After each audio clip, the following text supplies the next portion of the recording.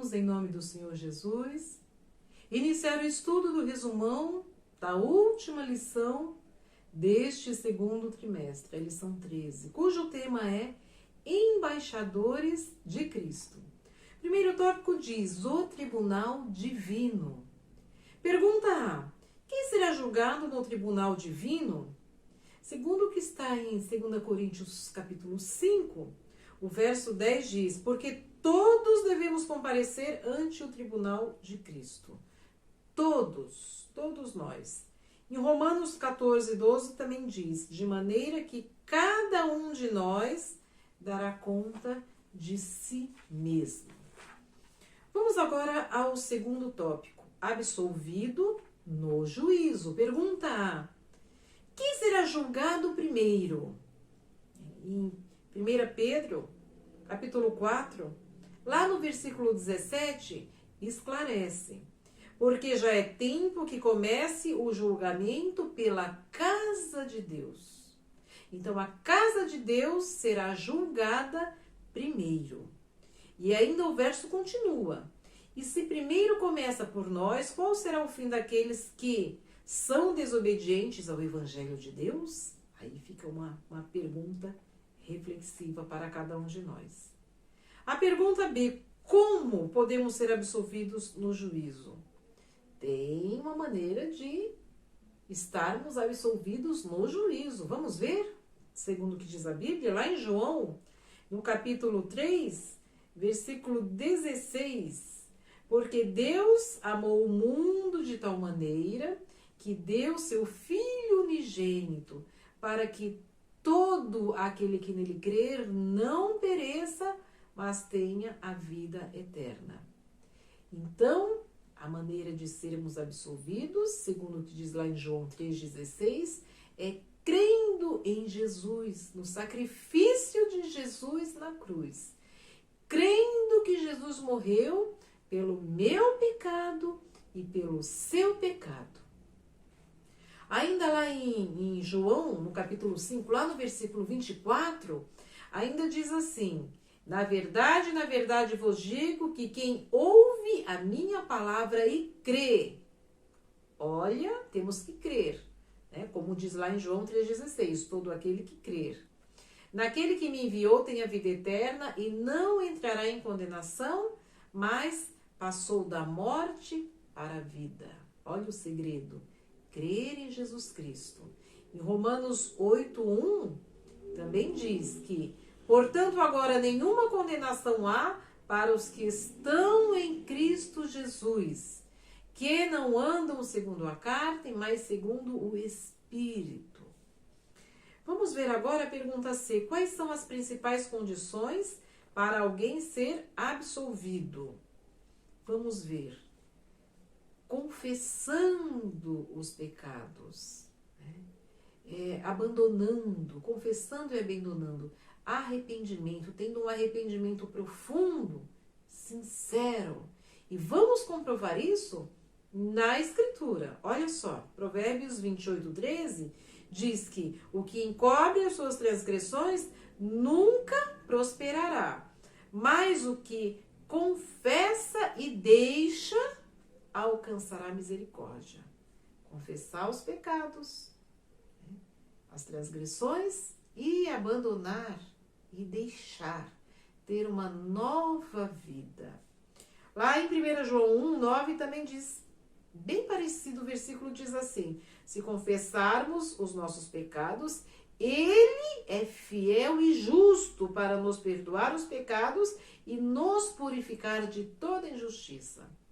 Olha novamente, confessar os pecados. E para finalizar em Atos 3,19 diz, arrependei-vos e convertei-vos. Olha o arrependimento novamente. Para que sejam apagados os vossos pecados e venham assim os tempos do refrigério pela presença do Senhor. Vamos ainda para fechar esta pergunta, ler um comentário inspirado que diz, como podemos confessar? Como podemos arrepender? Como podemos abandonar os pecados? Por nós mesmos, nós conseguimos? Vamos ver o segredo? é pela obra do Espírito Santo que os homens são levados ao arrependimento. É resultado do Espírito Santo atuando no nosso coração. É de Cristo que vem a graça da contrição, bem como o dom do perdão e o arrependimento, assim como o perdão dos pecados é obtido somente por meio do sangue expiatório de Cristo Jesus. Terceiro tópico, novo nascimento. Pergunta A. Que mensagem Jesus dirigiu a um líder religioso? Quando e como o pecador nasce de novo? Olha a mensagem. Então, Jesus disse assim, lá em João 3, o versículo 3 também. Na verdade te digo que aquele que não nascer de novo não pode ver o reino de Deus. Esta foi a mensagem, né, que um grande líder religioso foi perguntar ao mestre, né, sobre salvação. E aí Jesus disse, nascer de novo. Lá no versículo 5 ainda diz, na verdade, Jesus dizendo novamente, na verdade te digo que aquele que não nascer da água e do Espírito não pode entrar no reino dos céus. Então foi esta mensagem que Jesus dirigiu, né, a esse líder religioso, como diz a pergunta. E quando e como o pecador nasce de novo? Né? Quando? Em João 1, lá no versículo 12 e 13, diz, mas todos quanto o receberam, deu-lhes o poder de serem feitos filhos de Deus, aos que creem em seu nome, né? Os quais não nasceram do sangue, nem da vontade da carne, nem da vontade do varão, mas de Deus, né? Então, quando o pecador se arrepende, quando ele demonstra o arrependimento, quando o Espírito Santo desperta no coração o arrependimento, né? Aí nasce novamente. E também o batismo, quando Jesus fala que nascer da água e do Espírito, o batismo é um ato público, é uma demonstração pública de um novo nascimento. Vamos ver agora a pergunta B. Quando deve ocorrer a experiência do novo nascimento e morte para o pecado? Será que tem uma determinada época? Bom, hoje eu morri para o pecado, eu já tenho um novo nascimento, então já está bom. Vamos ver o que diz a Escritura, lá em 1 Coríntios, capítulo 15, versículo 31. Eu protesto que cada dia morro, gloriando-me em vós, irmãos, por Cristo Jesus nosso Senhor. Todos os dias nós devemos morrer para o pecado. Aliás, a todo instante. Pensamento inspirado, Primeiros Escritos, página 67, uma partezinha diz assim, devemos negar o eu ao longo do caminho, morrer diariamente. Devemos morrer para o mundo, para o eu, para ele deixar apenas Jesus aparecer e manter o olhar constantemente fixo em sua glória. Então, deve ser a todo instante, cada dia, constantemente, diariamente, devemos morrer para o pecado. Pergunta-se, o que acontece quando uma pessoa nasce de novo? Aí é uma nova criatura. Há uma transformação. Confirmando pela Bíblia, em 2 Coríntios, capítulo 5, lá no finalzinho, no versículo 17. Olha só como diz. Assim que se alguém está em Cristo, nova criatura é. Então a pessoa se torna uma nova criatura. E as coisas velhas já passaram, eis que tudo se fez novo. Quando a pessoa aceita Jesus e nasce de novo, os amigos olham e perguntam, nossa, mas o que aconteceu com você? E aí eles mesmos afirmam, mas você não é mais aquela pessoa que você era, você está mudado.